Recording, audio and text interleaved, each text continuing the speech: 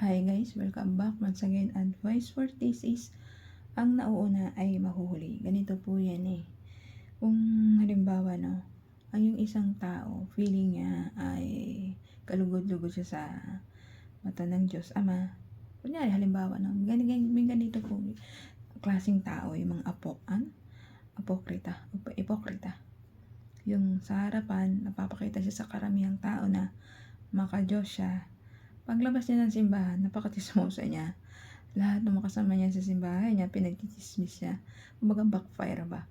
Pag nakatalikod yung mga kasama niya sa simbahan, sinisiraan niya. Tapos, may mga secret siya minsan na nakikirelasyon sa may asawa.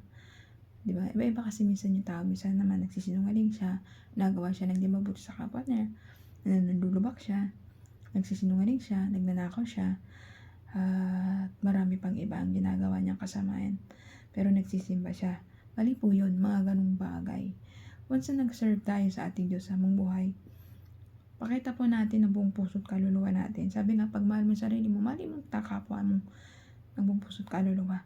Huwag po tayong gumawa ng kasalanan na alam natin na ikasisira mo at ang kaluluwa mo.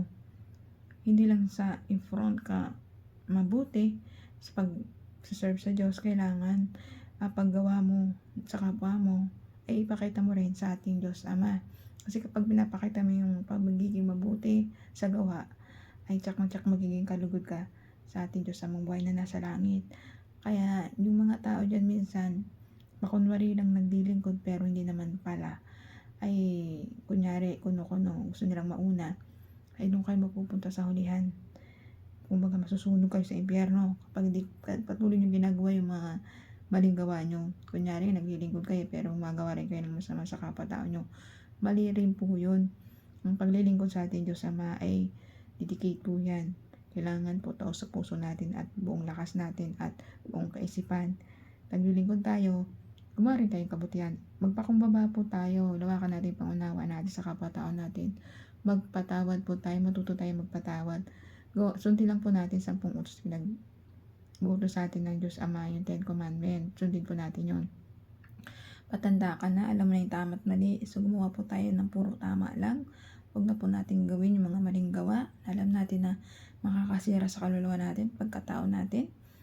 Patunayan natin sa ating Diyos Ama na faithful tayo, magdasal parati at manalig sa Kanya para maligtas tayo. Gumawa lang po sa kapwa-tao at mag-isip lang po tayo sa kapwa-tao natin ng ikabubuti nila, ng ikaliligtas ng kaluluwa mo. Kasi kapag gumagawa tayo ng makabutihan sa kapwa-tao natin, tsak na tsak ang kaluluwa natin naliligtas na sa impyerno. Once na magbago ka, magsisi ka sa mga kasalanan gawa mo at talikuran na to, at patatagin mo pananalig mo sa ating Diyos Ama, tsak na tsak maliligtas ang kaluluwa mo. At tsak na tsak pasabay-sabay tayo mapupunta sa paraiso. Ang Diyos Ama, hinintay ka lang magbago ng mga mali mong gawa. Baguhin mo na po para maligtas yung kaluluwa mo sa impyerno. Magbago na pa tayo ng ating mga gawa. Patunayan natin sa ating Diyos Ama nang bago na tayo para lahat tayo ay maligtas. At sama-sama tayo doon sa kasama ng ating Diyos Ama, Diyos Anak at Diyos Espiritu Santo sa paraiso. Kaya hanggang dito na lang po ang aking advice. Ingat po tayong lahat and God bless.